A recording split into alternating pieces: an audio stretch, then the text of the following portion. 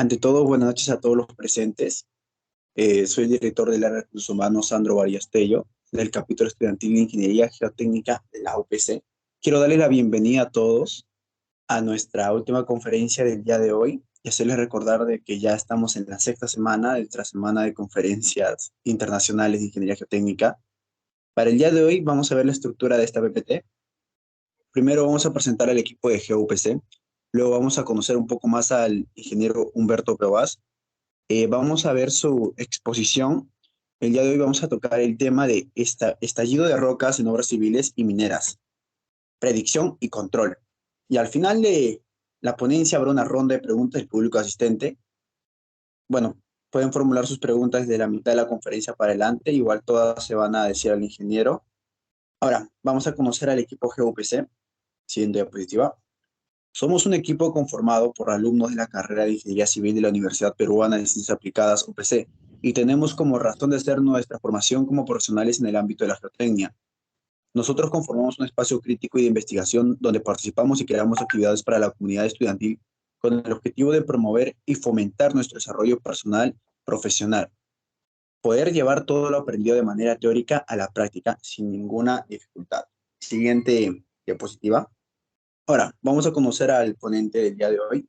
El tópico que vamos a tocar va a ser de geotecnia en túneles y mecánica de rocas. El tema, estallido de rocas en obras civiles y mineras, predicción y control. Esta es la hoja de vida del ingeniero Humberto Pevas Álvarez. Se graduó en Ingeniería Civil e Ingeniería de Minas por la Pontífica Universidad Católica del Perú, mejor conocida como la PUC.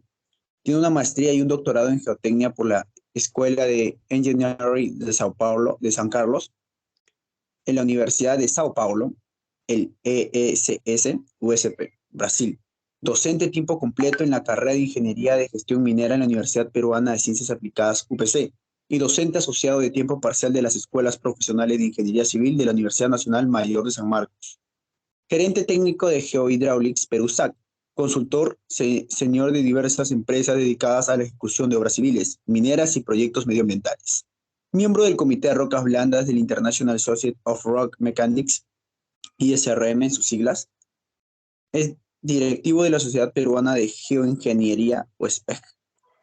Pertenece al Grupo Nacional de ISRM, socio fundador de la Sociedad Peruana de Ingeniería Vial, SPIP, y asesor del Grupo de Estudios Viales, SVIAL, de la Escuela Profesional de Ingeniería Civil, EPIC, de la Universidad Nacional Mayor de San Marcos.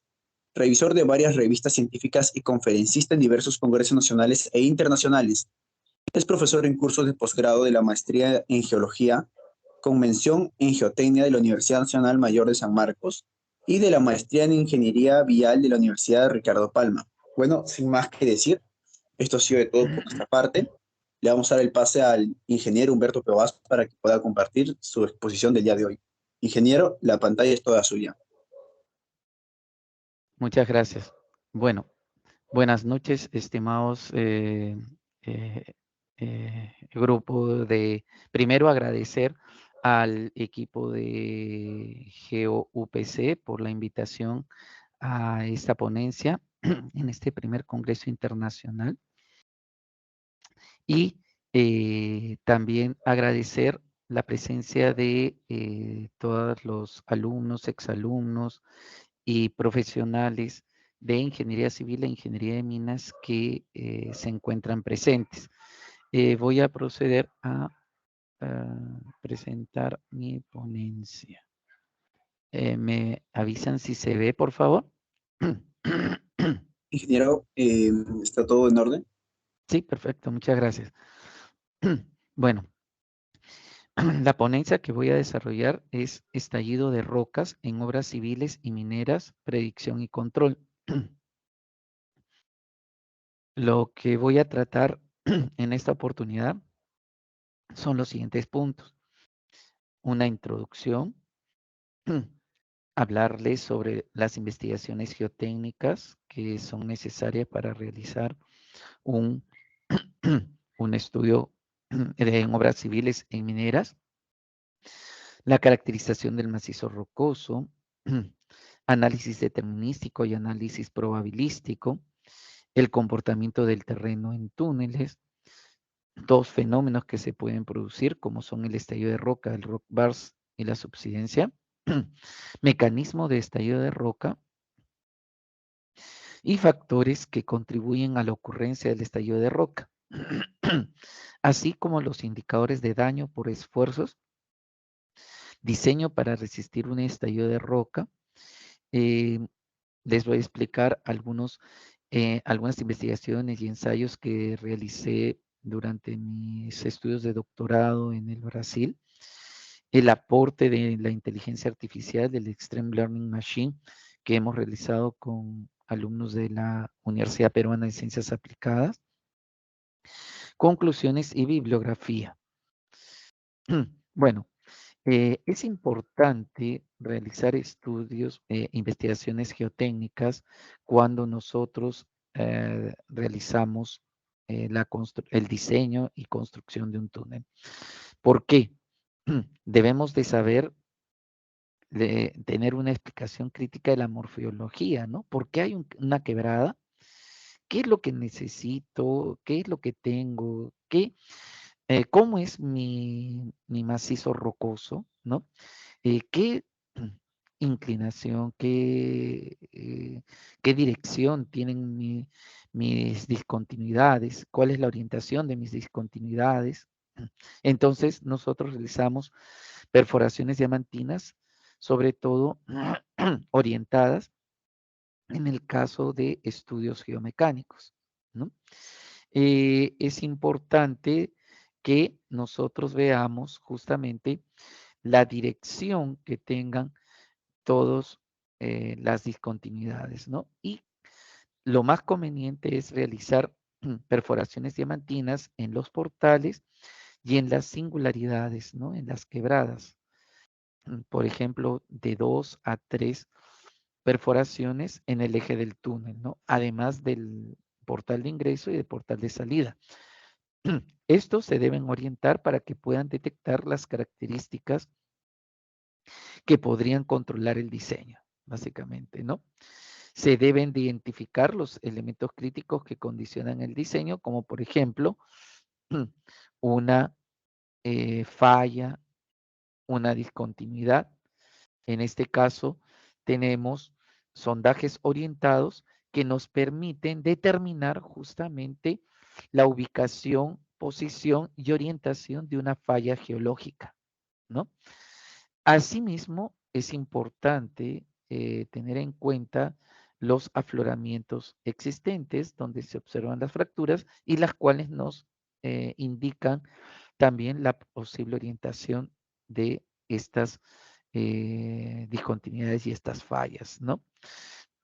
Importante señalar la incertidumbre y la variabilidad que tenemos de las propiedades de la roca intacta y del macizo rocoso.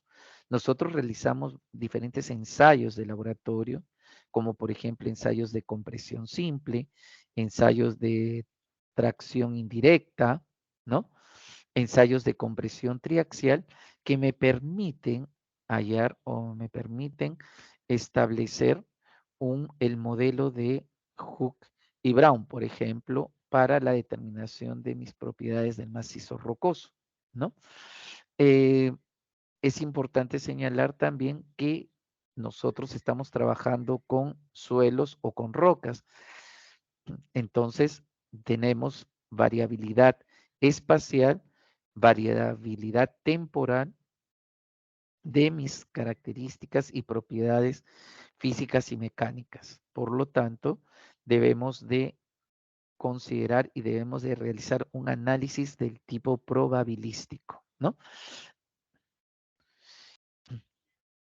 Hay, como les decía, incertidumbre y variabilidad de las propiedades también del macizo rocoso, porque nosotros tenemos lo siguiente, tenemos diferentes ensayos que hacemos en el laboratorio y tenemos ensayos de compresión simple, tracción directa, triaxial, determinación del módulo de elasticidad y coeficiente de Poisson, así como tenemos también una variabilidad en nuestros estudios y mapeamiento geomecánico que realizamos en campo o en el logueo de las perforaciones diamantinas con los valores de RMR y GSI.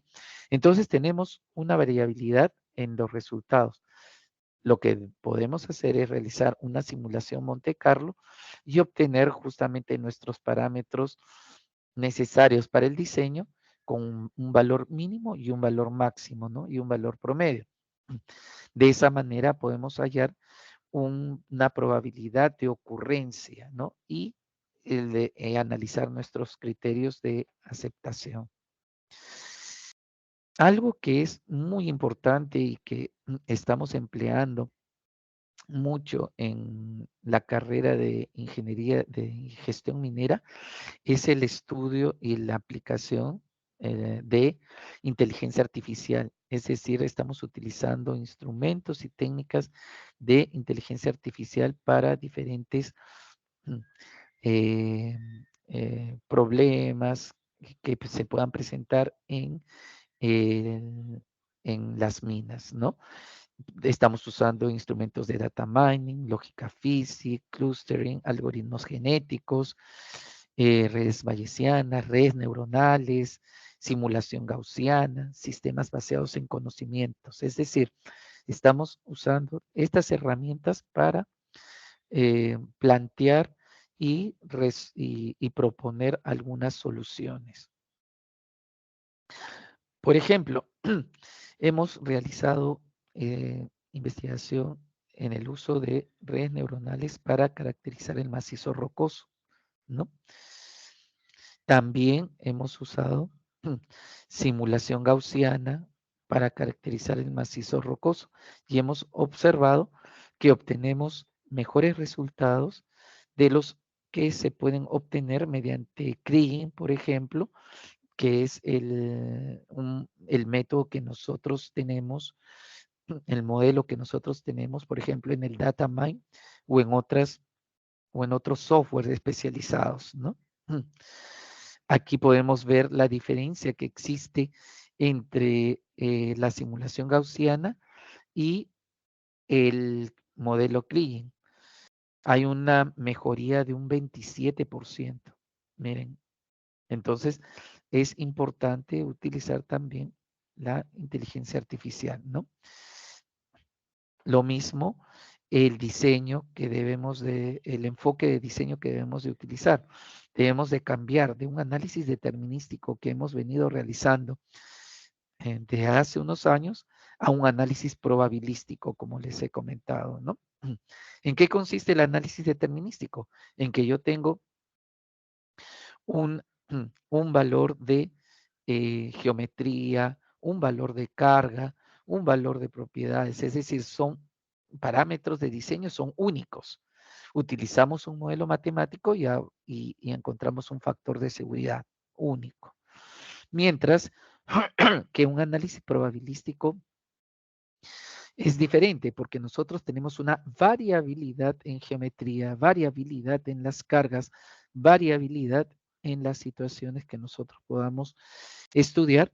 ¿Y qué es lo que vamos a utilizar? Vamos a utilizar el modelo de una idealización matemática y también utilizar el modelo de Monte Carlo. Y por eso podemos emplear funciones de densidad de probabilidades. ¿Ok? Ahora bien, para entrar en el tema, ¿qué es lo que nosotros tenemos que tener en cuenta para la construcción de túneles? Debemos de conocer el comportamiento del terreno, ¿no? Si nosotros, por ejemplo, tenemos una condición de aflojamiento de bloques, tenemos que ver el sostenimiento relacionado con la resistencia. Si está triturado químicamente sano o tiene una deformación plástica o un hinchamiento, nuestro sostenimiento se basará en la deformación del macizo rocoso, básicamente, ¿no? Y si tenemos una falla frágil, es decir, una falla dúctil, una deformación dinámica. Es decir, debemos de tener presente esto, ¿no? Las condiciones del terreno para colocar justamente o para proponer el sostenimiento más adecuado. Es importante el efecto de la geometría del túnel. Si nosotros tenemos un túnel, por ejemplo, cuadriculado, ¿no? En forma de cuadrado, vamos a tener concentración de esfuerzos justamente en las puntas, porque va a ser un punto de propagación de fracturas. Si tenemos la forma de una herradura, es diferente que tener también la forma de circular, ¿no es cierto? Además de el efecto de la geometría, también la, el espaciamiento de las discontinuidades presentes, ¿no? De las familias de discontinuidades, porque se pueden formar cuñas que producen justamente esas caídas de roca, ¿ok? Asimismo, también es importante señalar el efecto escala de analizar, por ejemplo, en este punto que estoy indicándoles, a ese tamaño donde podemos ver que no hay ninguna discontinuidad, o si es un cuerpo de prueba un poco más grande donde participa, donde está presente una discontinuidad o dos, donde se forman planos de debilidad y por lo tanto vamos a obtener resultados diferentes y vamos a obtener menores resultados, ¿no? De repente tenemos una resistencia a la compresión simple de 150 megapascales sin ninguna discontinuidad y considerando las discontinuidades, o sea, todo el macizo rocoso puede disminuir hasta 100, hasta 80 o 90 megapascales, ¿no? Tenemos problemas de deformación excesiva, por ejemplo. Eh, también el efecto de la geometría en los portales, donde debemos de analizar justamente si es que tenemos alguna discontinuidad o grado de alteración de del, del, del talud, ¿no? Y por lo tanto debemos de considerar y debemos de tener en cuenta el inicio justamente de la construcción del túnel, ¿no? Por eso es que es importante utilizar, realizar el sostenimiento adecuado desde el inicio, ¿ok? Puede ser que se realice o se tenga una posible cuña y se tenga que trabajar con otro tipo de sostenimiento y no solamente shotcrete reforzado con doble malla, sino de repente algún perno o cable que sea necesario, ¿no? Hay dificultad de los portales, donde hay una geometría variable y hay una mayor libertad para la caída de bloques, ¿no?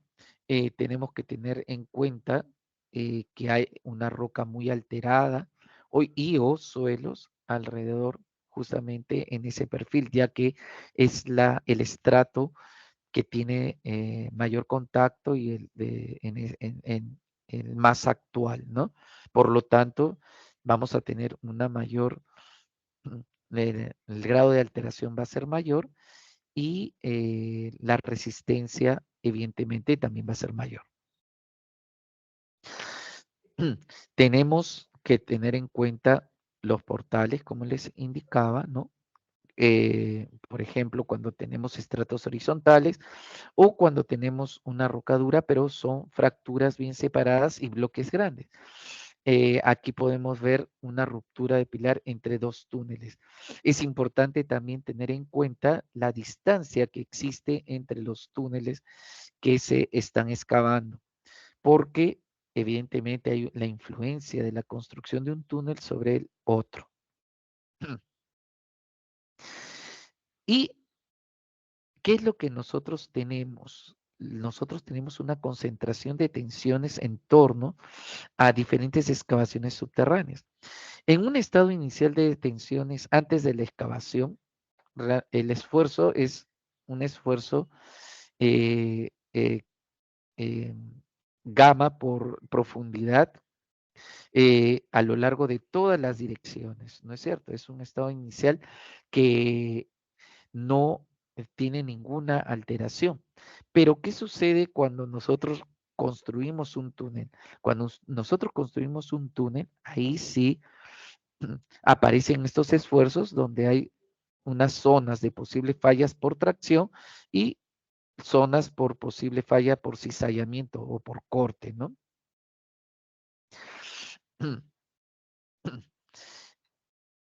El efecto de la geometría y los campos de tensiones también es importante. ¿Por qué? Porque puede producirse la ruptura de la roca por la concentración de tensiones.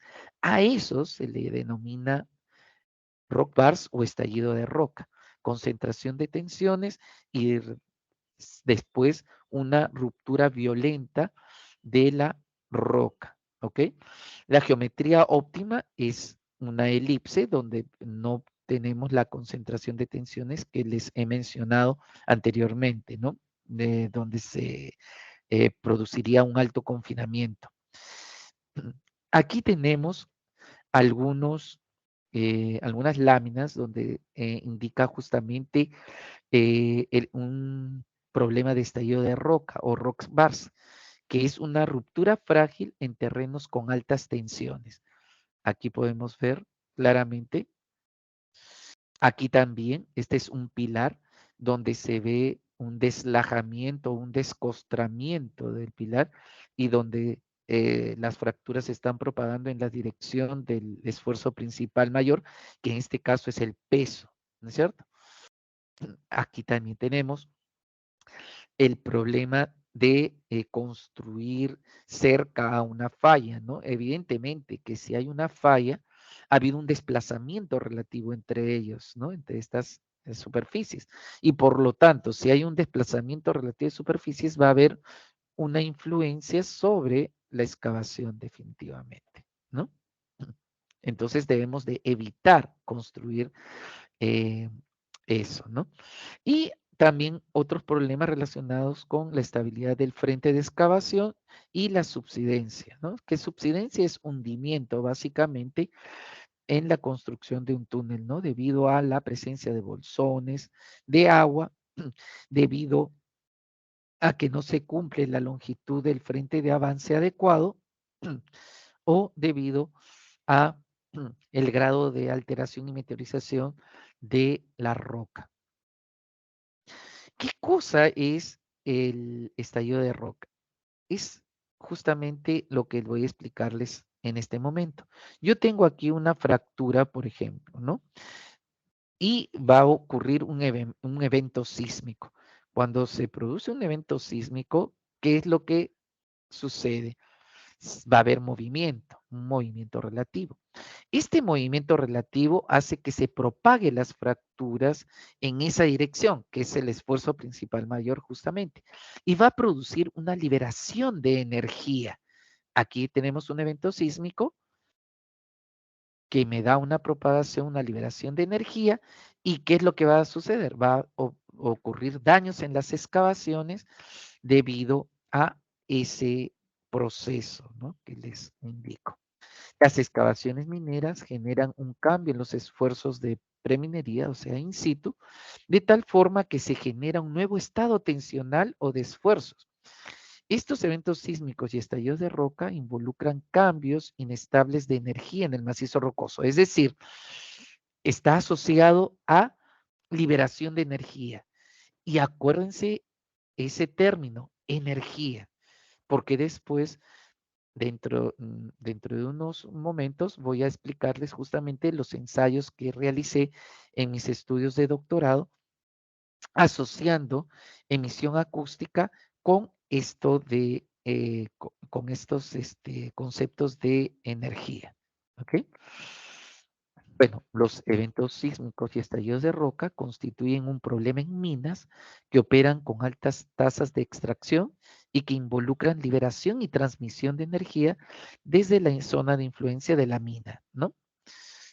La sismicidad es el fenómeno asociado al desplazamiento, como les decía, al deslizamiento o fractura de parte del macizo rocoso que se ve afectado por la minería, ¿no? Aquí vemos una fractura, una ruptura, que cuando tenemos una propagación de esa fractura, ¿qué es lo que va a tener? Va a tener efectos sobre diferentes lugares, ¿no? Entonces, lo que ponemos nosotros son sensores, geófonos acá, por ejemplo, o de repente sismógrafos, acelerógrafos, ¿no? Que permiten justamente analizar o captar esas ondas incidentes o reflejadas en la mina, ¿no? Este es un esquema de propagación de ondas a partir de un punto de inicio en una ruptura que es este de acá. Aquí tenemos una ruptura, se concentran las tensiones y por lo tanto se propaga a través del medio hacia la vecindad, ¿no? El evento sísmico entonces corresponde a la radiación de energía acústica en forma de ondas de terreno inducida por discontinuidad, deslizamiento o fracturamiento de roca. Entonces, miren, discontinuidad, deslizamiento, fracturamiento, propagación de la fractura, entonces tenemos que relacionarlo con energía. ¿Ok? El estallido de rocas es el desplazamiento súbito, violento e inesperado, producto de un impulso sísmico que causa daño significativo en el contorno de la excavación. ¿Cómo medimos nosotros estos esfuerzos? Eh, eh, una es el Hollow Inclusion, ¿no? El Hollow Inclusion es un equipo de última generación donde trabajamos con celdas digitales y cámaras biaxiales. Es interesante porque nosotros tenemos cuerpos de prueba, por ejemplo, aquí, que le hacemos un agujero, colocamos sensores y realizamos el ensayo de esa manera, ¿no? Estos ensayos es Hollow Cylinder Test, ¿no? Y se utiliza mucho para ingeniería de petróleo, por ejemplo, ¿no? Eh, este sensor que se utiliza sirve para justamente medir las ondas sísmicas. Estos van a través de unos amplificadores mediante eh, eh, cables que lo conectamos a los data logger o directamente a una computadora donde podemos analizar justamente los resultados obtenidos, ¿no? Tenemos también sistemas de monitoreo microsísmico subterráneos. Acá vemos una estación microsísmica subterránea y aquí está la identificación de los componentes dentro de una estación microsísmica, ¿no? Básicamente. Eh, podemos observar o obtenemos estos resultados, ¿no? Donde pueden ver que es básicamente como si fuera un acelerograma, ¿no? Y son señales, tipo de señales que estudiamos y por eso es que es necesario estudiar justamente eh, sistemas digitales, ¿no? De señales para ver cuál es el máximo, el mínimo, si hay interferencias, si es banda pasa alta, pasa corta, si es que hay algún ruido y poder filtrar resultados, ¿no? Pero este es un resultado típico donde probablemente haya habido una voladura cercana, ¿ok? En este caso vemos que hay un pico en esta actividad debido a algunas réplicas asociadas a dos eventos que se produjeron en ese caso particular, ¿no?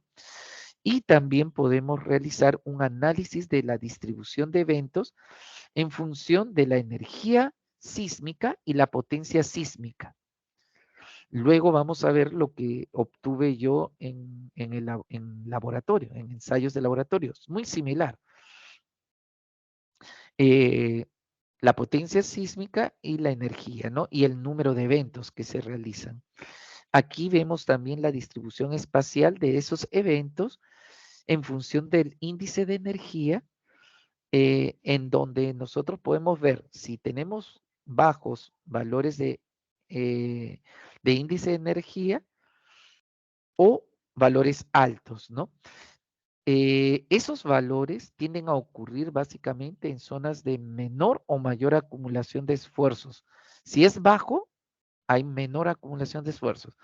Si es alto, hay una mayor acumulación de esfuerzo. ¿Ok? Evidentemente, los valores mayores se dan en zonas más profundas. Por lo tanto, hay una mayor concentración de energía. ¿Ok? ¿Qué puntos debemos resaltar aquí? Que el monitoreo microsísmico tiene el potencial de brindar una oportunidad de análisis sísmico avanzado que ayude en la validación de estos modelos geomecánicos. El análisis avanzado de mecanismos de fuente brinda información de las direcciones de los esfuerzos y sus variaciones espaciales y temporales. Por eso les decía que la propagación de fracturas es en la dirección de los esfuerzos principales, ¿no? Es importante comprender la complejidad de fuentes, ya que no todas se pueden describir como modelos de fuentes puntuales. Y las fuentes complejas pueden emitir mayor energía en zonas diferentes durante el proceso de ruptura, básicamente, ¿no? Aquí podemos ver, ¿no? Que tenemos aquí la ubicación sísmica, ¿no? Y la localización del daño, que pueden no coincidir, por ejemplo, ¿no? Aquí. Los cálculos de carga dinámica a las excavaciones pueden resultar en contradicciones, es decir, que yo verifico acá y acá produzco el daño, ¿no? Acá está produciéndose el daño. Puede haber incertidumbre en la localización de la fuente por varios motivos, ¿no? De repente los sensores no son los adecuados, nosotros tenemos las frecuencias que considerar, ¿no? Debemos de tener en cuenta si son frecuencias bajas, medias o altas. Eh, Puede haber incertidumbre también en la localización de la fuente o señales más fuertes posteriores que pueden haber sido originadas en otros lugares. Pueden haber habido interferencias, etcétera, ¿no?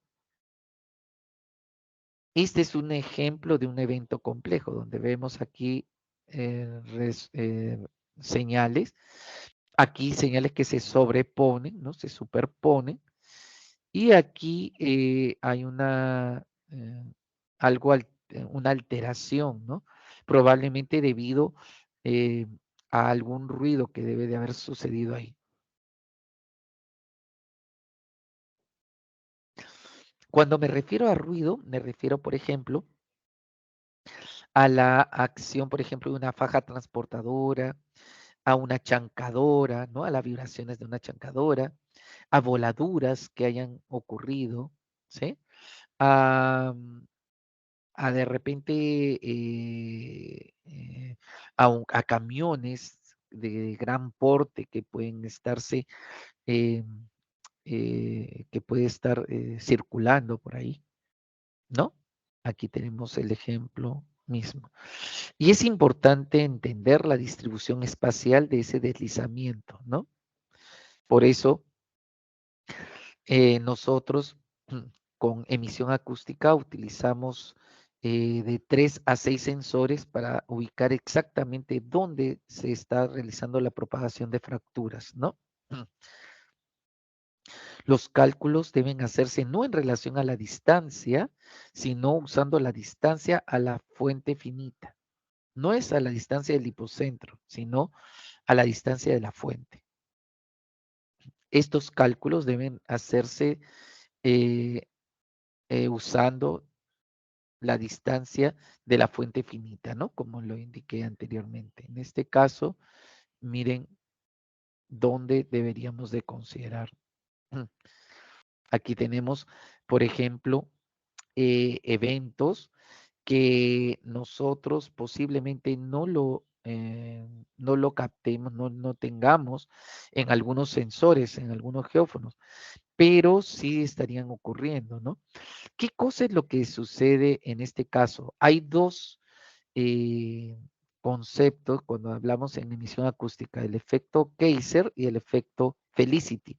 El efecto Kaiser es básicamente que nosotros cuando pasamos un determinado esfuerzo, recién en ese momento vamos a captar eh, eventos, ¿no? Sísmicos. Es decir, mm, las rocas tienen memoria. Es decir, se acuerdan a qué esfuerzo estuvo sometido antes, ¿no? Entonces, ese es el efecto Kaiser. Muy interesante, porque eso permite también saber si es que se propaga o no se propaga una fractura. Estos son los mecanismos fuentes de estallido de roca. Estallidos por deformación, pandeo, ruptura de frente o pilar, ruptura de corte o deslizamiento en falla. Entonces, si sucede alguno de estos eventos, ¿qué cosa es lo que se produce? Se produce, por ejemplo, si hay estallido por deformación, hay descostramiento superficial con proyección violenta de fragmentos. Usualmente no es detectado y puede ser implosivo. Es muy pequeño, pero sí se ve descostramiento, deslajamiento y se ve la propagación de la fractura en esa dirección. Luego les voy a mostrar en una foto. Pandeo o buckling, que es la expulsión de estas lajas o costras que están paralelas a la excavación, y esto sí es implosivo. La ruptura del frente o pilar es una explosión violenta de la roca desde el frente de avance o pilar y también es implosivo, pero de ahí ya cambia. Está cambiando a una ruptura por corte, que es una propagación violenta de fractura a través del macizo rocoso y es un corte de doble copla. ¿Qué está sucediendo aquí? Está sucediendo el paso de un tipo de propagación que se llama tipo 1, que es de tensión y es en dirección de del esfuerzo principal mayor, a un tipo 2. El tipo 2 es de corte, básicamente, ¿no? Evidentemente que hay un tipo 1-2. Ese tipo 1-2 se llama coalescencia, que es justamente la unión, la propagación de fracturas que ya están, que son conocidas, ¿no? Y el deslizamiento en falla, que también es un movimiento violento en una falla, dique o contacto, ¿sí? Tenemos que tener en cuenta lo siguiente también, ¿no? El macizo rocoso y los esfuerzos que se producen. Puede tener equilibrio estable y puedo tener un equilibrio inestable. Si la energía liberada es menor que la energía consumida, es decir, de la ruptura, tenemos un equilibrio estable. Si la energía liberada es mayor que la energía consumida, es inestable. Hay un exceso de energía. Entonces, miren, nosotros aquí en el Perú, bueno, en los laboratorios generalmente obtenemos esto hasta aquí, hasta obtener la ruptura máxima. No obtenemos una curva completa. Esta curva completa se obtiene mediante equipos servocontrolados. Hay dos equipos servocontrolados en el Perú, ¿no? Pero las que realicé fueron en el Brasil, ¿no? Lo hice en mi maestría y en mi doctorado, donde justamente tuve la oportunidad de ver este fenómeno, ¿no? O este comportamiento. Ahora bien, los materiales frágiles llegan hasta la ruptura y ahí quedan, ¿no? Nada más. Pero los materiales dúctiles, no. Eso sí tienen este comportamiento, ¿no? Y aquí, ¿qué cosa sucede? Este exceso de energía que ustedes ven lo toma el equipo, ¿no? Entonces, hay una rigidez con el sistema de carga que se necesita para que no haya ningún problema cuando se realicen los ensayos de laboratorio. ¿Cuáles son los mecanismos fuentes de estallido de roca? Existan capas potentes de rocas existentes, suficiente profundidad de excavación, la profundidad crítica varía según la resistencia de la roca y el mineral, cuando hay fuerte afectación tectónica, Cuando realizan excavaciones subterráneas cercanas a las zonas de las afectaciones, ¿no? Incremento de la profundidad y extensión de la excavación subterránea, los cambios adversos en las propiedades geomecánicas del macizo rocoso, los medios de soporte o sostenimiento y el relleno usado en las zonas excavadas, ¿no? Y o la combinación de todos los anteriores. Pero básicamente, en resumen, ¿qué es lo que nosotros tenemos que es muy problemático? Resistencia a la roca, es una roca muy competente, tenemos 180, 200 megapascales. La profundidad, si ustedes tienen a 1000 metros a 1 kilómetro de profundidad, la concentración de esfuerzos es muy grande. La influencia del nivel freático también, porque hay una presión ejercida por el agua sobre el túnel, ¿no es cierto? Y también, básicamente, el tipo de sostenimiento que ustedes utilicen. Recuerden siempre, los que estudian en ingeniería civil, bueno, y también en ingeniería de gestión minera, ahora que estamos analizando estos temas, saben que el macizo rocoso debe ser resistente, es verdad, pero también tener una flexibilidad. O sea, no ser rígido, rígido, rígido. ¿Por qué? Porque sucede lo siguiente. Ahora que hemos terminado exámenes parciales, ¿no? Supongamos que tienen un examen, 2 exámenes, ya en el tercer examen ya se sienten un poco agobiados y de repente para matarla del profesor pues de mecánica de rocas o del profesor de mecánica de materiales, ¿no? Les deja un trabajo de 20 preguntas para mañana. ¿Qué sucede? Uy, ustedes se estresan, ¿no? Ya dicen, no aguanto más. ¿Y qué hacen? Explotan, estallan. Es lo mismo que sucede. La roca soporta todo, las excavaciones, todo, ¿no? La otra excavación, la profundidad, resiste mucho, todo. La pobre roca, el pobre macizo rocoso está ahí resistiendo. Pero ¿qué sucede? No aguanta. La naturaleza es muy sabia, ¿no? Entonces no aguanta y ¡pum! Sucede el estallido de roca. Esa es una similitud, es una analogía para que ustedes puedan comprender el fenómeno, ¿no? Si es que no lo han comprendido de la manera que les estoy explicando. ¿Qué es lo que ustedes pueden tener o algo físico? Puede haber un abultamiento de la roca debido al fracturamiento, puede ser con proyección o sin proyección. Pueden tener proyección de la roca inducida por transferencia de energía sísmica o, y lo más trágico, que es la caída de roca inducida sísmicamente, ¿no? Caída de roca. Y acá viene lo interesante y lo que les decía que les iba a presentar en fotos. ¿Cuáles son los indicadores de estos daños? Descostramiento o lajamiento de la roca, que he estado hablando desde hace unos 10 minutos. Un fracturamiento inducido, la abertura de las fisuras, evidencias de falla al corte de estructuras, sobreexcavación y daños tipos muescas, daños de deformaciones en el sistema de soporte o de sostenimiento, convergencia de excavaciones y ruidos que están asociados a una falla en el macizo rocoso. Es que comienzan a sonar como popcorn. Por eso le dicen pop in, ¿no? ¿No? Este es el descostramiento o lajamiento de roca. Se ve claramente el descostramiento de la roca. Miren, aquí el lajamiento de la roca. ¿Han visto? La fractura se está propagando en esa dirección, evidentemente. Y en esta dirección también están los esfuerzos principales. En fracturamiento y apertura de las fisuras. Miren, miren esta fisura. ¡Wow! Bastantes centímetros, ¿no? ¿Sí? Un pilar. Es un pilar.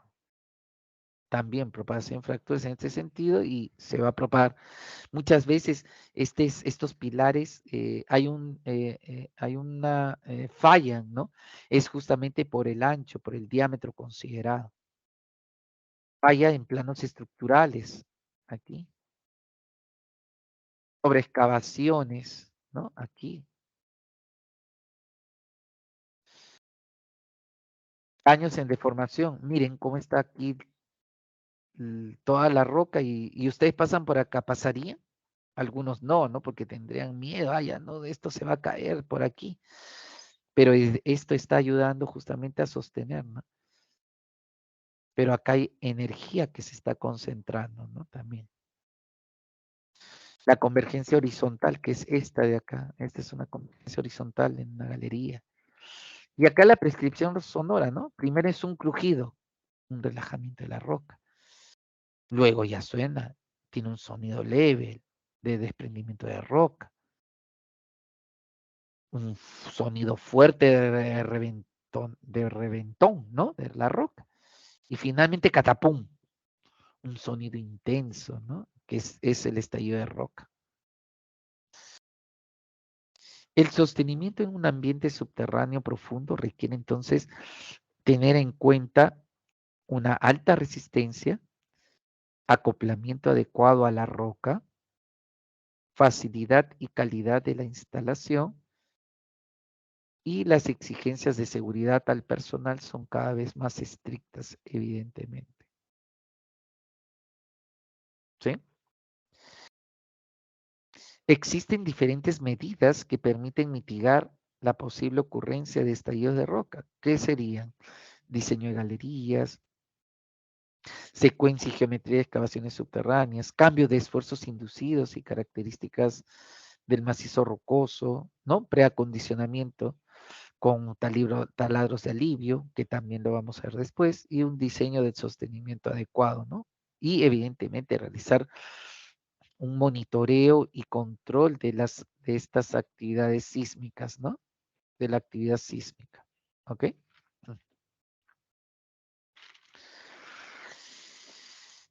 Y aquí viene nuevamente lo que estábamos hablando del macizo rocoso y los esfuerzos. Hay un comportamiento frágil y el comportamiento dúctil que les indiqué, ¿no? Si tiene comportamiento frágil, hay una liberación súbita de energía. Si es un comportamiento dúctil, voy a tener una liberación lenta de la energía. ¿Sí? Si es la liberación súbita de energía, se produce el estallido de roca. Mientras si tengo una liberación lenta, va a haber una deformación lenta.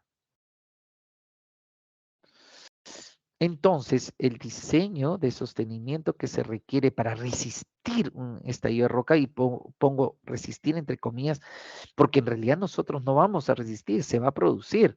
Lo que vamos a tratar es de aliviar o de que no se produzca un efecto o una, un efecto más grave, ¿no? Entonces tenemos que ver los sistemas de sostenimiento, la función del sostenimiento y la ruptura del sostenimiento, ¿no? O sea, la falla del sostenimiento. Y finalmente su diseño. Un sistema de soporte de roca efectivo está compuesto por elementos individuales que al trabajar en conjunto son capaces de producir ¿qué funciones? De refuerzo y de retención. Y finalmente sostener. Entonces refuerza, retiene y sostiene. Son tres conceptos distintos, ¿no? Un refuerzo, por ejemplo, ¿no? Sería esto. Coloco unos pernos para evitar que la caída de roca. Retener son estas mallas que justamente coloco para que ahí queden las rocas, ¿no? Y el sostenimiento adecuado que es para sostener justamente toda esa, ¿sí? Refuerzo, entonces, evitar la pérdida de capacidad de roca de autosoportarse. Retención es retener el macizo rocoso y evitar su caída al interior de la galería. Y sostenimiento es sostener la roca y otros elementos de soporte, ¿no? Básicamente. Tenemos diferentes tipos de perno según su método de anclaje. Por ejemplo, con anclaje discreto, tenemos dos puntos de anclaje, el interno y el externo, y es, por ejemplo, un cone bolt o pernos de expansión. De repente también con pernos con varios puntos de anclaje, como el B-bolt, o pernos con anclaje continuo, que ahí sí son, por ejemplo, los split set, los pernos helicoidales, ¿no? En este caso, pernos con anclaje con resina o groove de cemento, el rebar, ¿no? Que es un perno helicoidal, o pernos de fricción, como el split set, el Swellex, ¿no? Que son pernos con anclaje continuo sin elemento, ¿no? Rígido. Aquí tenemos, por ejemplo, pernos de soporte, por ejemplo, de refuerzo y sostenimiento, ¿no? Hay pernos resistentes de alta capacidad de carga, dúctiles con alta capacidad de deformación y pernos de absorción de energía que tienen alta carga y alta deformación, ¿no? Estos pernos de absorción de energía son bastante interesantes e importantes. Entonces, ¿qué debemos de analizar? Fuerza, ¿no? Resistencia, dúctil y la energía que absorbe, ¿no? Entonces es importante el análisis de la energía para ver el desempeño de este tipo de sostenimiento, ¿no? Tenemos, por ejemplo, unos pernos que se llaman pernos de Bolt, ¿no? Que es perno de anclaje discreto con varios puntos de anclaje y alta capacidad de absorción de energía. Aquí lo podemos ver, es este. Miren cómo es el rebaje,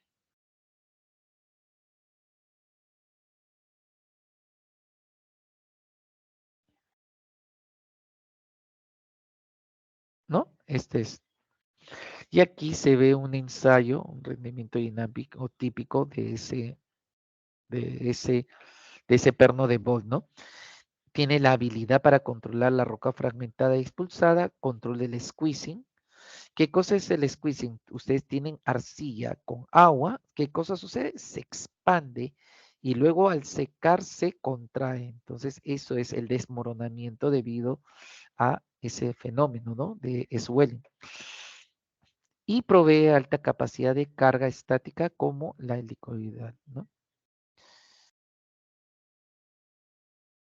Es un perno que combina alta capacidad de absorción de energía y alta capacidad de carga. Es altamente competente para cargas estáticas y cargas dinámicas. Trabaja con las deformaciones de la galería y por eso es que tiene mayor vida útil. Y puede ser instalado con un groove de cemento, o sea, cementado, o con resina. Y puede ser instalado también manual o automáticamente, ¿no? Aquí podemos ver. Miren los rebajes, qué interesante. Aquí sí, y acá hay rebaje. Igual, y acá rebaje. ¿Sí? Tenemos un cuadro comparativo entre, por ejemplo, un perno normal, como el que utilizamos, un perno helicoidal, y un perno de Bolt. La carga tiene una alta capacidad las dos, pero en absorción de energía el perno de Bolt es alto, mientras que en el helicoidal es bajo. La deformación es controlada, pero en el helicoidal es casi nula.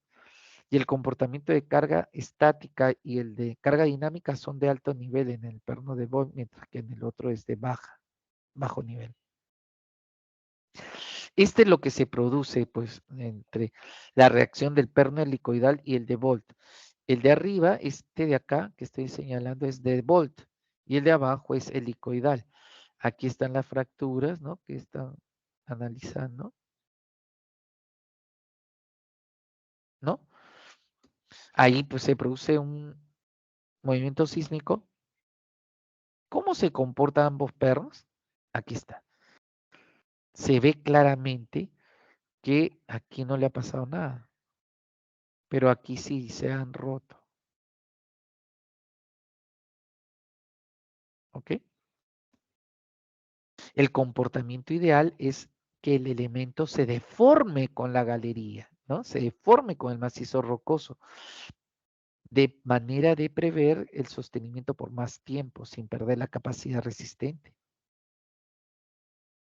Aquí tenemos las características del perno de Bolt, que son deformables, aumenta la productividad y menos pernos en falla, ¿no? Hay una reducción de costos y aumenta la seguridad, evidentemente, ¿no? Y absorbe la energía.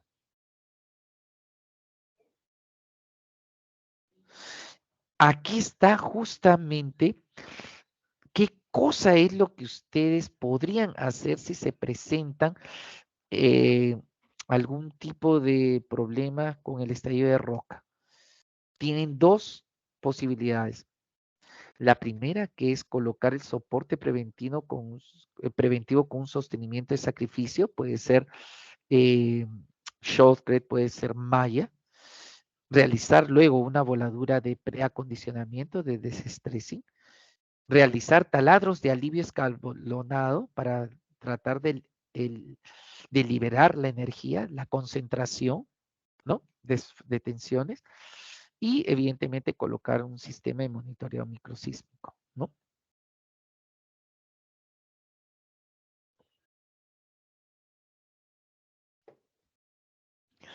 ¿Qué es lo que tenemos? Adicionalmente, también podríamos utilizar cámaras de disipación de energía, evidentemente. Esto, aquí está. El sostenimiento del frente de avance con una malla electrosoldada de sacrificio. Esto lo van a perder, pero ¿qué sucede? Si se rompe, si hay una rotura repentina violenta, la va a sostener, ¿no? Claro, si le ponen toda malla, resiste. Otro, sostenimiento de frente con chocre de sacrificio. Lo van a perder el chocre, pero si hay una liberación de energía súbita, lo resiste. Voladura de preacondicionamiento, como les decía, ¿no? Frente disparado con ese tipo de voladura, acá, 1, 2, 3, se crean caras libres y se libera la energía, evidentemente, ¿cierto? Aquí estamos frente al disparado con voladura de preacondicionamiento. ¿Sí? Taladros de alivio escalonados. Estoy liberando energía, ¿no? Si está tenso, ya estresada la roca, la libero con una perforación para que ya no se estrese, ¿no? Le coloco eso, ¿no? La liberación de... Aquí está, taladros de alivio escalonado. Taladros de alivio.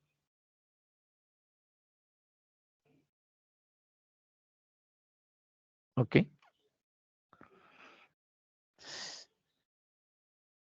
Acá vemos justamente eso, ¿no? Taladros de alivio escalonado. Y qué cosa es lo que nosotros debemos de tener en cuenta. Cuando tenemos labores subterráneas menores a 400 metros, un sostenimiento tradicional, convencional. Si está entre 400 y 700, colocamos ese sostenimiento tradicional o convencional, pero también dinámico, algo dinámico para evitar justamente esa liberación violenta. Y si está más abajo, o sea, más profundo de 700 metros,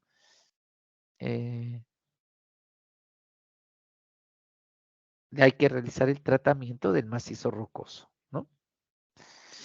Y acá les voy a explicar, les voy a eh, eh, mencionar lo que hice en mis estudios de doctorado en la Escuela de Ingeniería de Sao Carlos, en la Universidad de Sao Paulo. Nosotros tenemos aquí diferentes estados en el desarrollo de las microfisuras. Tenemos un cuerpo de prueba donde le estamos aplicando una compresión, entonces está en esa dirección el esfuerzo principal mayor, ¿no? ¿Y qué sucede? Hay un rango elástico, ¿no? Donde nosotros no tenemos ninguna deformación, ni nada. O sea, si cargo y descargo en esa recta no pasa nada. Pero ¿qué sucede si yo sigo aplicando la carga? La propagación de fracturas se da en esa dirección. Se está propagando las fracturas. Aquí está. Hay una propagación estable de las fracturas. Luego ya hay la coalescencia y finalmente la rotura. Eso es lo que nosotros tenemos justamente cuando se desarrollan las microfisuras. Justamente dice Peovas 2009 porque es de mi tesis de doctorado. ¿Qué técnicas se utilizan para detectar y estudiar el crecimiento de fisuras o de fracturas? Los extensómetros, las láminas delgadas, el microscopio electrónico de barredura, el ultrasonido y la tomografía de rayos X, ¿no? Y lo que hice en mi doctorado, la emisión acústica. Ya desde el año 99, Eberhard, luego Rudayev y Diederich, ya eh, pusieron más ímpetu en el estudio de esto, ¿no? Este es el proceso de detección. Miren, tengo un cuerpo de prueba, se propaga la fractura. Si yo le aplico una carga mayor, se concentran los esfuerzos. Acá tengo un sensor que adquiere todos esos valores, ¿no? Se propaga la fractura con un valor delta A, va a través de los cables, ¿no? Esas señales a un computador, donde yo tengo ahí justamente la señal, ¿no? Que voy a analizar. Preparan los cuerpos de prueba, ¿no? Y esa es la perforadora manual que teníamos, o que tenemos, mejor dicho. Miren cómo se preparó. Prácticamente se esculpían los cuerpos de prueba, ¿no? Los cortes.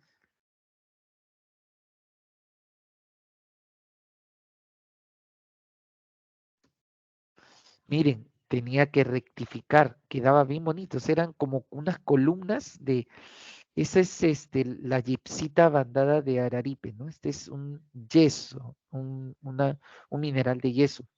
Es un Ca2SO4 dos veces agua, dos moléculas de agua, que justamente permite, permite la recicatrización del material, ¿no? Cuando yo estoy ensayándolo.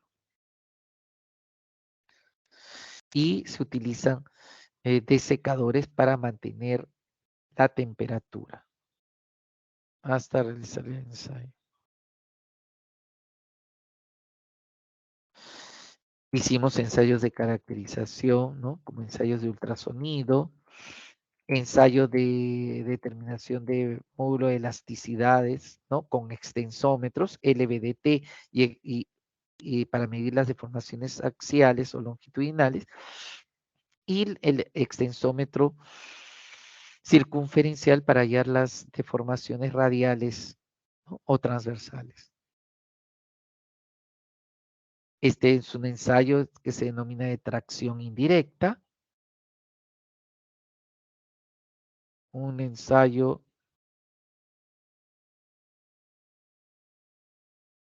de compresión triaxial, ¿no? Donde tenemos presión de confinamiento y luego lo llevamos a este equipo, ¿no? Al equipo universal de ensayos para aplicarle la máxima, el esfuerzo máximo. ¿Qué es lo que qué es lo que utilicé para realizar las mediciones de emisión acústica? Sensores, esos sensores pequeñitos, ¿no? En mina o para escala de la mina, evidentemente son geófonos más grandes. Geófonos, mejor dicho, sensores. Estos son sensores, geófonos son los que se emplean en campo, sensores. El preamplificador, justamente para tener una mejor señal, preamplificador.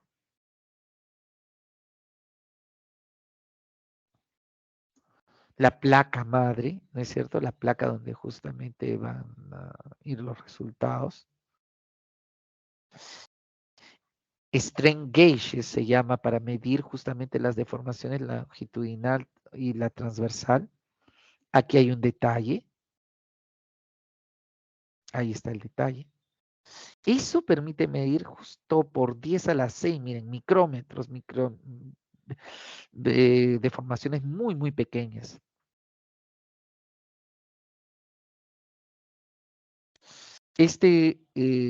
Bueno, realicé ensayos de compresión simple con emisión acústica. Es un ensayo de compresión simple normal, pero miren acá, tenemos el ensayo de compresión simple y acá tengo mi sensor.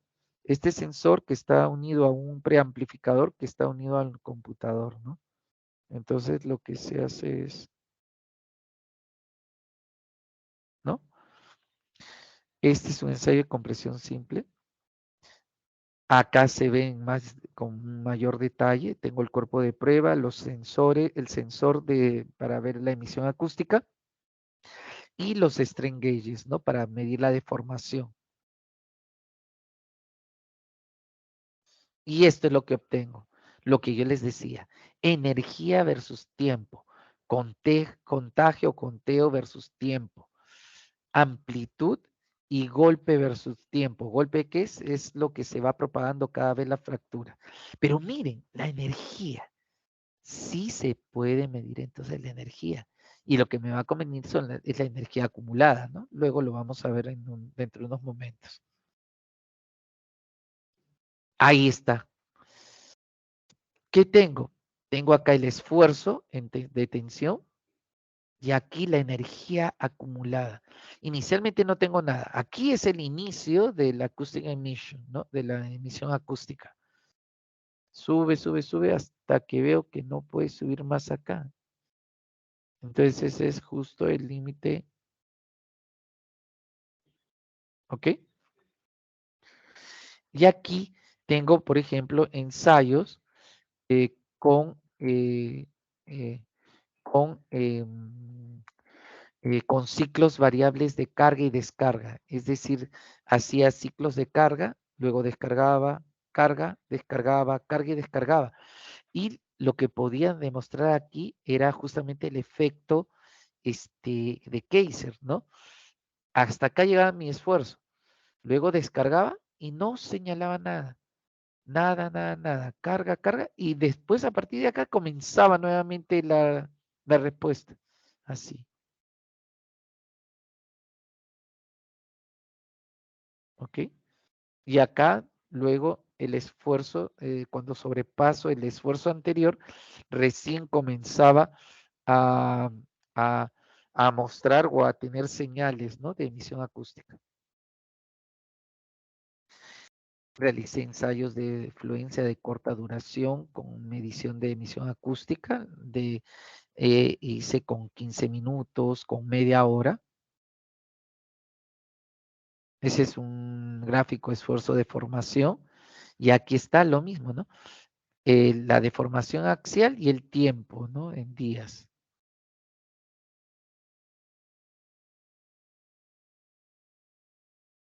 Y la deformación radial versus tiempo también.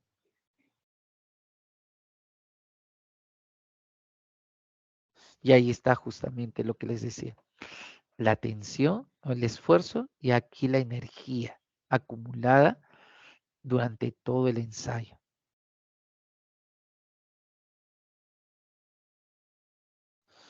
Luego está con ciclos variables de carga y descarga. Miren, acá utilicé seis sensores de emisión acústica para ubicar justamente dónde se estaría produciendo esa propagación de fracturas, ¿no? Ahí está prácticamente todo el cuerpo de prueba, ¿no?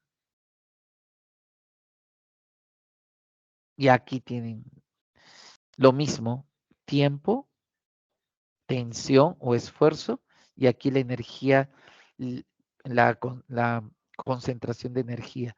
Miren, a una determinada tensión, luego hice descarga, no había ningún valor. Subo, carga, y cuando pasaba recién acá, ahí recién aparece el número de eventos, hasta llegar acá. Luego descargo, cargo, no hay valores, hasta que sobrepasa recién 4. Y cargo, hasta 7.5, por ejemplo. Descargo y no pasa nada. Cargo, y a partir del 7 vuelve a cargar nuevamente. Entonces ese efecto es efecto Kaiser, no se olviden. Y acá tengo también, ¿no? Energía versus tiempo. Han visto que todo se asocia a energía.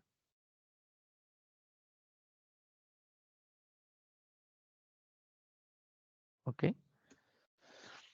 Y ensayos de fluencia también. Este laboratorio se hizo, se construyó allá. Lo hice desde cero, ¿no? No había absolutamente nada. Inclusive se le colocó este Tecnopor para aislar, porque ustedes saben que cualquier ruido puede alterar los resultados, ¿no? Se le colocó este Tecnopor, se revistió de Tecnopor todo, se colocó de aire acondicionado para mantener la temperatura constante. Y aquí están las computadoras, ¿no? Acá la computadora donde tenía la placa madre y acá también para medir las deformaciones, ¿no?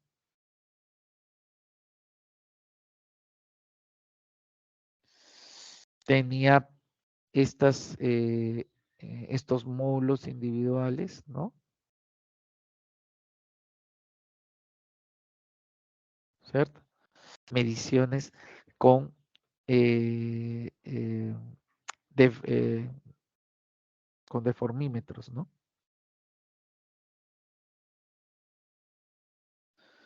Y las torres que también usaba, ¿no? Entonces utilicé torres y utilicé individuales. Evidentemente que los mejores resultados son los individuales, ¿no? Porque no había tanta, bueno, se nota bueno, tenía mayor rigidez cuando estaban así individuales.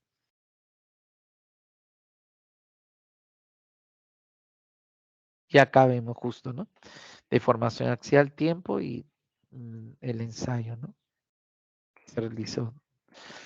Bueno, ¿qué cosas se determinó o qué cosas se indicó de la tesis, ¿no? De mi tesis de doctorado, que es un ensayo no destructivo, se deben de realizar ensayos de caracterización, se realizaron ensayos de compresión simple con emisión acústica, se determinaron la presencia de 3 fases, ¿no? El inicio de las fisuras y el inicio eh, del de los valores obtenidos de concentración de esfuerzos, ¿no?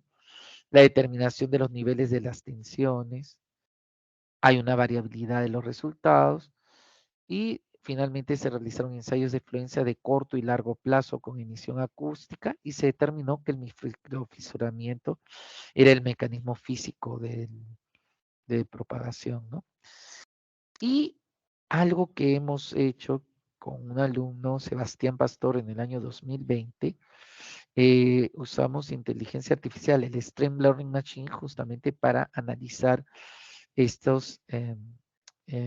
estallido de roca, ¿no? ¿Cuáles fueron sus parámetros de entrada? Distancia, magnitud, el esfuerzo principal mayor, sigma 1, esfuerzo principal menor, sigma 3, eh, la velocidad máxima de partícula, ¿no? Y el esfuerzo que producían, ¿no? Entonces los parámetros de salida eran las categorías y los valores de M. ¿Qué resultados se obtuvo?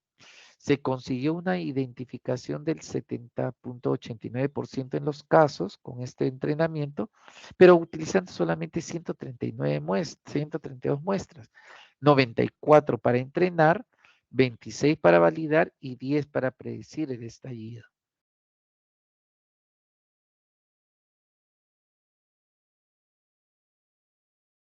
¿Ok?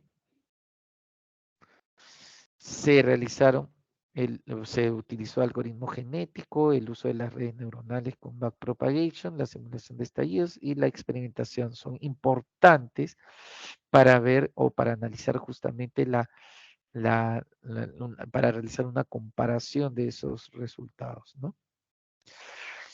Bueno, y ahora presento algunas conclusiones de todo lo que les he conversado, que les he indicado, que es básicamente desde los conceptos más básicos de caracterización del macizo rocoso, la necesidad de realizar ensayos de eh, eh, perforaciones diamantinas orientadas, la dificultad o en la incertidumbre en determinar las propiedades de la roca intacta, del macizo rocoso, pasando por los fenómenos que se producen a lo largo, no, en los fenómenos que se producen de concentración de tensiones y estallido de roca o rock bars, cómo pueden ustedes verificar o verlo en campo, in situ, qué opciones o qué posibilidades tienen ustedes de controlar, entre comillas, o amortiguar, ¿no?,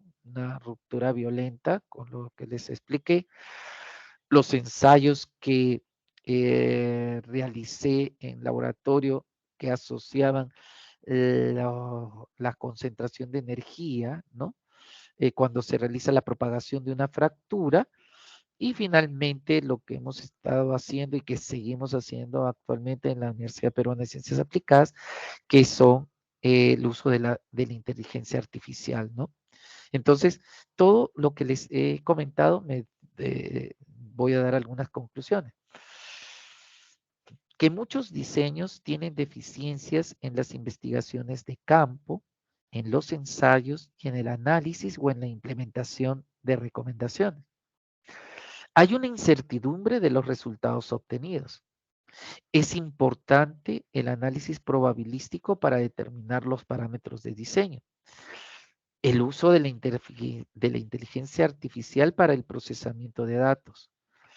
Una disminución en la participación del ingeniero de diseño en la construcción, generalmente, ¿no? Bueno, los indicadores de daño por concentración de esfuerzos son descostramiento o alajamiento de roca, fracturamiento inducido, la apertura de grietas, evidencias de falla al corte en estructuras, la sobreexcavación y daños tipo muescas, daños en deformaciones en sistema de soporte y convergencia de excavaciones y ruidos asociados a la falla del macizo rocoso. Y el sostenimiento en un ambiente subterráneo profundo requerirá tener las siguientes características: alta resistencia, acoplamiento adecuado de la roca y facilidad con la calidad calidad en la instalación, ¿no? El perno de bote es una buena alternativa de sostenimiento. La sostenibilidad en la industria minera dependerá de las innovaciones y nuevas estrategias que se apliquen para profundizar las minas. Por eso estamos usando nosotros, y en eso creo que puedo decirlo, estamos siendo líderes en investigación con inteligencia artificial, ¿no? Ya hemos ganado varios concursos, y nos están conociendo felizmente a nivel nacional y a nivel internacional sobre de todo lo que estamos haciendo. Los eventos sísmicos son propios en la actividad minera, no son separables y deben incorporarse en el sistema de producción. La aplicabilidad de la técnica de emisión acústica para la medición de tensiones in situ y de estudio de la propagación de las fisuras de la mecánica de fractura. Lo que yo estudié en mi maestría fue la mecánica de la fractura y lo rematé o lo complementé con el estudio de la técnica de emisión acústica justamente en mi doctorado, ¿no? Entonces, es importante eso, ¿no? El empleo de la inteligencia artificial, el Extreme Learning Machine, demostró su capacidad de detección para los escenarios de estallido de roca mediante el análisis de eventos microsísmicos. La incorporación de nuevos parámetros geológicos pueden incrementar la eficiencia de la predicción también, y el uso de algoritmos genéticos o la simulación numérica incrementan la eficacia de la detección. Bueno, la bibliografía, ¿no? Un título de maestría de Beck, Masters of Mining Geomechanics, Course of Geotechnical Management, Bonani, Rojas, Brunder y Fernández, análisis, o sea, retroalimentación de caídas de bloques en excavaciones subterráneas. Brady Brown, que es clásico, que es muy conocido, ¿no? Rock Mechanics for Underground Mining. La segunda y la tercera edición. Fernández, Advanced Ground Support in Underground Mining, de de un centro australiano de geomecánica. Mi CULA de Changing of Posimex Racing Bolt for Human Quickstream del perno de Bolt. Orlep Stage del mecanismo de rock bars en túneles y chimeneas. Y bueno, mi tesis de doctorado, que es de libre de disponibilidad para todos ustedes, ¿no? Lo buscan como mi nombre, ¿no? Humberto Iván Peovas Álvarez, y está a libre disponibilidad de todos, ¿no?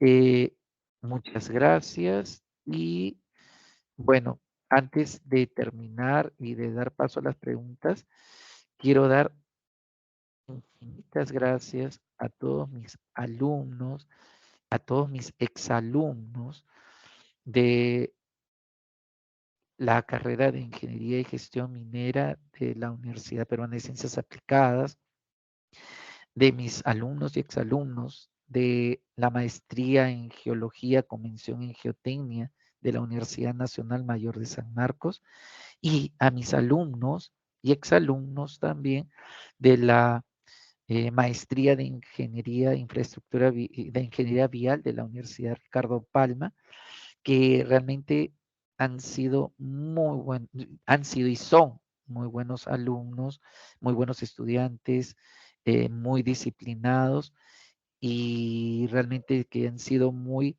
generosos realmente conmigo, ¿no? Entonces, muchas gracias a todos ellos y también a todos mis colegas de la Universidad Peruana de Ciencias Aplicadas, de Seminario de Investigación 2, que siempre se aprende mucho, a los profesores también que comparten la cátedra de proyecto de tesis 1, el coordinador, el ingeniero Juan Jara, eh, y los profesores también de proyecto de ingeniería de tesis 2, ¿no? Que realmente es un placer trabajar con ellos, ¿no? Y todos mis colegas de ingeniería civil, que conozco a muchos de ellos desde la Pontificia Universidad Católica del Perú, de la maestría que realicé en el Brasil, y también algunos proyectos que tenemos ahí pendientes que por falta de tiempo, de tanto trabajo y de investigación que hacemos, no lo hemos podido plasmar, pero que estamos seguros que lo vamos a hacer de aquí en adelante, ¿no? Eso es todo.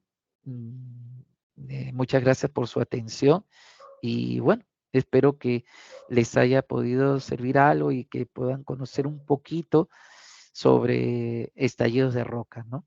En obras civiles y en obras mineras. Ujú.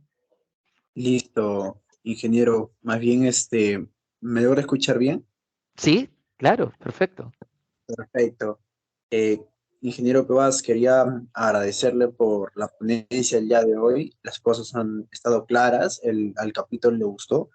Ha sido un tema muy interesante. Estoy seguro de que el público presente que ha estado con nosotros desde hace un punto le ha parecido, y también al público que ha estado desde temprano con nosotros le ha parecido estupenda esta ponencia. Y si a usted le parece bien, podríamos comenzar con la sección de preguntas dentro de unos 20 a 30 segundos hasta que Claro. algunos sigan escribiendo sus preguntas y para que usted pueda respirar un poquitito o algo de agua. Sí, sí, claro. Gracias.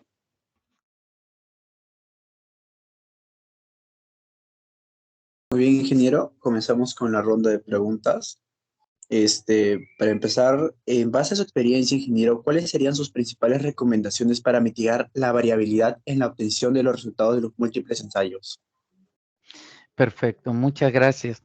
Bueno, generalmente, ¿qué es lo que nos solicitan los ingenieros? Nos solicitan realizar un ensayo, dos ensayos. Eh, Uno es ninguno. Dos es un poco complicado, un poco difícil, porque pueden tener resultados distintos, un valor máximo o un valor mínimo. Lo que se deberían de hacer es por lo menos realizar 3 ensayos a 5 ensayos de cada uno de ellos, ¿no? En realidad, el número exacto que según se ha podido obtener o se ha determinado es 32. Tengo justamente un libro de ingeniería industrial donde hicieron un análisis de cuál es el mínimo número de ensayos posibles representativos, ¿no? De mayor número de ensayos que me den la representatividad de un valor. Es 32. Entonces, eso es complicado, ¿no es cierto? Porque los ensayos tampoco no son baratos. Entonces, ¿qué es lo que yo les recomendaría? Yo les recomendaría realizar los ensayos, pero también es importante realizar los estudios de campo, o sea, realizarlos un estudio, investigaciones geológicas, geotécnicas in situ. ¿Por qué? Porque es diferente que yo tenga un cuerpo de prueba, por ejemplo, pequeño, de 10 centímetros de altura y 5 centímetros de diámetro, a ver justamente todo el macizo rocoso, ¿no? Entonces, es importante que hagan esos dos tipos de estudios, ¿no? No solamente los ensayos de laboratorio, donde obtenemos un resultado y que puede fallar debido a que hay una presencia de discontinuidades más importantes, ¿no?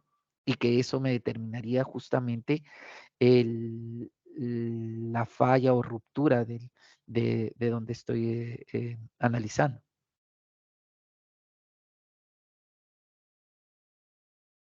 Perfecto, ingeniero. Vamos con la segunda pregunta. Ujú. ¿Cuáles son los principales riesgos al momento de realizar las pruebas en campo? Los principales riesgos a realizar las pruebas de campo. Bueno, depende de qué tipo de ensayos van a realizar, ¿no? Si es que ustedes van a realizar ensayos, por ejemplo, de corte en discontinuidades, es importante que ustedes lo hagan en corte directo, ¿no? Más o menos de 50 centímetros por 50 centímetros y no en un cuerpo de prueba pequeño. Eh, la dificultad es sobre todo lo que les decía, ¿no? Inicialmente, si ustedes tienen discontinuidades, diferentes familias de discontinuidades, es diferente que ustedes tengan una discontinuidad, que tengan dos, que tengan tres o que tengan cuatro, por ejemplo, ¿no? Va de- Otra dificultad es la presencia de agua, ¿no es cierto? Otra dificultad que pueden tener es que las perforaciones que ustedes realicen no sean alineadas, sino que tengan alguna desviación. Otra, eh, otra dificultad que pueden presentarse, sobre todo en suelos, ¿no? Bueno, la presencia de arcilla también es otra dificultad, porque, por ejemplo, si ustedes realizan una perforación o está en contacto la arcilla con el agua, ¿qué sucede? Arcilla y agua se expande, ¿no? Y después se contrae, entonces no tendría buenos resultados. Eh, Eso básicamente, ¿no? Ujú. Entiendo, ingeniero. Con respecto a este tema, ¿cuál fue el mayor reto en su carrera? Disculpa, no te entendí la última. Con respecto, con respecto al tema de estallido de rocas en obras civiles y Ajá. mineras, ¿cuál fue la parte más complicada? O sea, su mayor desafío al momento de investigar o averiguar este tema. Ah, el mayor desafío fue realmente tratar de entender el, el, el, la generación, o sea, cuáles son las causas del estallido de roca para tratar de después tratar de dar una solución, ¿no? O sea, primero lo que tenía que entender era el mecanismo. debido a qué o por qué se produce esto. Entonces, eh, lo más sorprendente era saber eh, que la concentración de tensiones, bueno, tenía justamente, estaba asociado a la energía, pero ¿cómo cuantificar eso y poder analizarlo? ¿No es cierto? Ese fue el mayor reto. ¿Y qué es lo que me permitió realizar eso? Me permitió justamente estudiar y aplicar la emisión acústica en esos ensayos que les expliqué, ¿no? Eso me permitió ver los conceptos de propagación de fisuras, de concentración de esfuerzos, de analizar, por ejemplo, los espectros de frecuencia, de ver que existe la posibilidad de ruidos existentes, de que el mecanismo físico era ese, ¿no? Que era un mecanismo físico de deformación, de un mecanismo físico, y eh, asociar ensayos de laboratorio con la realidad. Eh, También no es fácil, ¿no es cierto? Pero evidentemente que se ha tenido que, tuve que leer mucho, estudiar bastante y tratar de investigar más, ¿no? Y ahora, otro de los retos es de tratar de aplicar la inteligencia artificial para predecir esto, ¿no? Eso es lo que estamos tratando de hacer. Listo, ingeniero.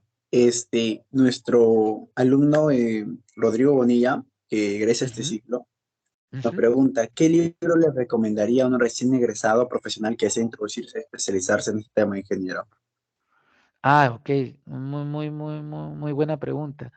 Bueno, eh, hay un libro que es muy bueno, que eh, explica, no específicamente este tema, pero que está, que podrían leerlo un poco, que es de Villa Escusa, se apellida el investigador. Está en la UPC justamente, es sublevel, de sublevel stopping. En realidad el sublevel stopping es un método de minado, ¿no es cierto? Pero este, ahí les explican claramente conceptos eh, de métodos empíricos, luego habla sobre emisión acústica. Ese es un buen libro, ¿no? Si ustedes quieren leer un poco más sobre mecánica de la fractura, eh, los libros más adecuados son los de Griffith, por ejemplo, que es el año 36, 39, explica muy bien el análisis de la mecánica de la fractura. Eh, Whitehour, si no me equivoco, en mi tesis de maestría y en mi tesis de doctorado, ahí tienen varios libros bien interesantes. De repente, si te llama un poco la atención, podrías bajarte las dos tesis, ¿no? Mi disertación de maestrado es libre disponibilidad también, y ver ahí varios libros que te pueden servir, ¿no? ¿Mm? Ahorita en este momento no tengo en mi cabeza los nombres, ¿no? ¿Mm? Listo. Entiendo, ingeniero, no se preocupe. Ujú, Bueno, Cristian nos pregunta, ¿no? Primero quiere felicitarlo por la presentación, doctor. ujú. Y su pregunta es si el sostenimiento debe ser diseñado en función a la energía o a la deformación. Su segunda pregunta sería si necesita utilizar un escaneo láser para poder definir zonas vulnerables ante estallidos de rocas. Y su última pregunta, ¿cuál sería el sostenimiento recomendado para estallidos de rocas cuando se dé mecanismo de tipo crush o slide? Se puede Ya. leer también en Sí, el chat. uno. Ah, ya. A ver, vamos a ver dónde está en el chat. Ya, Ujú. ¿cuál es la primera? Es la pregunta de Cristian. Es una larga, profe, de 3 preguntas más o Vamos a ver. Buenas noches, doctor. Ya. Mi pregunta sería, ¿el sostenimiento debe ser diseñado en función a la... Ah, ya, ok, perfecto. Aquí está. Mi pregunta sería, ¿el sostenimiento debe ser diseñado en función a la energía o a la deformación? Muy buena pregunta. Lo que sucede es que nosotros diseñamos eh, en función de deformación, ¿no es cierto? Porque lo que queremos es que haya una probabilidad de falla, un factor de seguridad, ya no, sino una probabilidad de ocurrencia y lo asociamos a las deformaciones, a una deformación. Es decir, ¿cuál es la deformación permisible y no permisible? Y eso lo tenemos de distintas normas, no solamente peruanas, sino extranjeras, ¿no? Hay normas peruanas y normas extranjeras, pero lo hacemos en función de la deformación. Eh, lo que yo recomendaría es diseñarlo en función de la energía cuando tienen este tipo de problemas de estallido de roca. Eh, no solamente eh, se produce cuando tenemos, por ejemplo, en una mina subterránea a gran profundidad. También se puede producir cuando nosotros construimos un túnel, como por ejemplo Olmos o ahora la interoceánica, ¿no? La,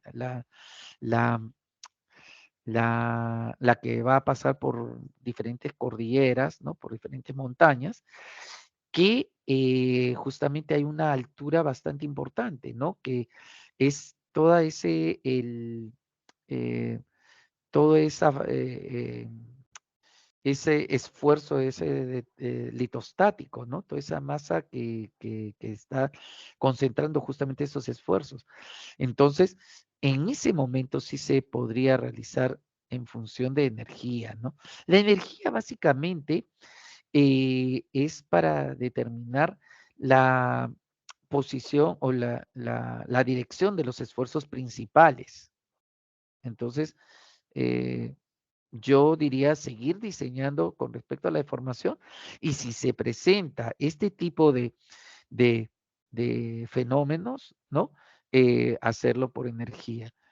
La segunda. La segunda sería necesario utilizar un escáner láser para definir zonas vulnerables ante estallido de rocas. También pueden utilizar escáner láser, pero lo que más utilizamos nosotros, ¿qué son? Son sismógrafos, acelerógrafos que me permiten hallar básicamente esos valores picos, esos valores máximos que indiqué inicialmente, ¿no? Recuerden que es un microsismo, entonces asócienlo a sismógrafo, acelerógrafo, emisión acústica, ¿no? Geofísica. ¿Cuál sería el sostenimiento recomendado para estallidos de roca cuando se da mecanismo tipo crush o slip? Bueno, ese es básicamente lo que les había comentado, ¿no? No podrían colocarle, por ejemplo, Chocre porque eso no le serviría porque se va con, ¿no? Se sucedería el mismo deslizamiento, se produciría el mismo deslizamiento. Lo que yo les recomendaría en ese caso sería básicamente pernos, los pernos dinámicos, ¿no? El de Bolt, con ayuda de las mallas electrosoldadas. Eso básicamente. El chocre no te ayudaría. Te ayuda el sostener los pernos y la malla. Ujú.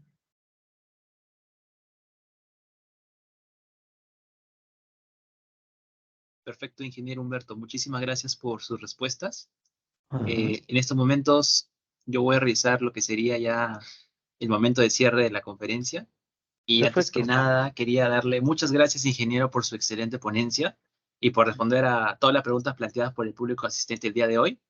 Como pudo haber notado, somos más de 180 personas asistentes que Qué estamos bueno. bastante curiosos, interesados en el tema que usted acaba de presentar. Y bueno, yo en mi calidad de presidente de GUPC, Rodrigo Bonilla, deseamos agradecerle en nombre de todo el capítulo estudiantil GUPC, dado de que usted acaba de compartir su valiosa experiencia y enseñanza con todos nosotros.